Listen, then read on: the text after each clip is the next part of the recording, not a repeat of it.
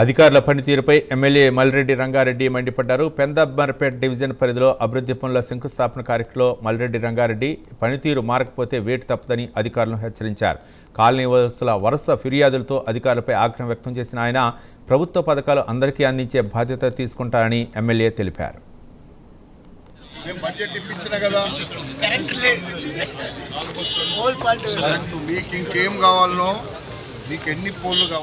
ఇప్పుడు కుంట్లూరు గ్రామ పంచాయతీ, పెద్దంబర్పేట గ్రామ పంచాయతీ ఈ రోజేమో గ్రేటర్ హైదరాబాద్ లో విలీనమైపోయి ఈ రోజు వచ్చినాం.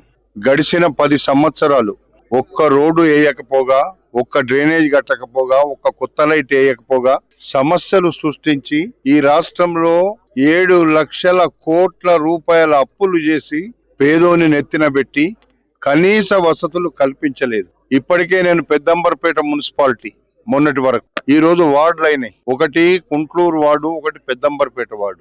ఈ వార్డులలో ఇప్పుడు చూస్తుంటే అస్తవ్యస్తంగా ఉంది. ఒక్క రోడ్డు సరిగ్గా లేదు, ఒక డ్రైన్ సరిగ్గా లేదు, ఒక లైట్ సరిగ్గా లేదు. అన్ని సమస్యలే. మంచినీళ్లు 10 రోజులకు ఒక రోజు వస్తున్నాయని చెప్తున్నారు. నిజంగా నాకు కూడా బాధ అనిపిస్తుంది ఇట్లా చూస్తుంటే. వీళ్లకు తప్పకుండా నేను ఒకప్పుడు ఎల్బీ నగర్ ఇట్లే ఉండేది. నేను మలక్పేట ఎమ్మెల్యేగా ఉన్నప్పుడు 10 లక్షల మంది ఓట్లకు 15 ఎమ్మెల్యే ఉన్నా. ఇంతకంటే అధ్వానంగా ఉండేది.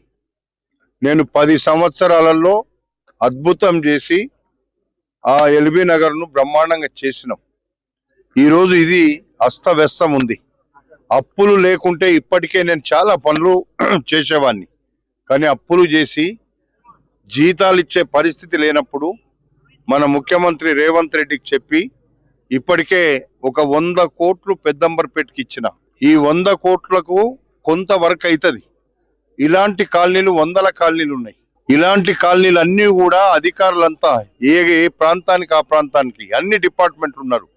మంచినీళ్ళు ఇచ్చే వాళ్ళు ఉన్నారు, రోడ్లు వేసే వాళ్ళు ఉన్నారు, డ్రైనేజ్ ఇచ్చే వాళ్ళు ఉన్నారు, ఇక్కడ కరెంటు ప్రాబ్లం వస్తే తీర్చే వాళ్ళు ఉన్నారు. అందరికీ ఉన్నారు డిపార్ట్మెంట్లు. దానికి మీరు కాలనీ వాసులు అందరూ కూడా కోఆర్డినేట్ చేసుకొని వాళ్ళు స్పందించినప్పుడు వెంటనే నాకు చెప్పండి.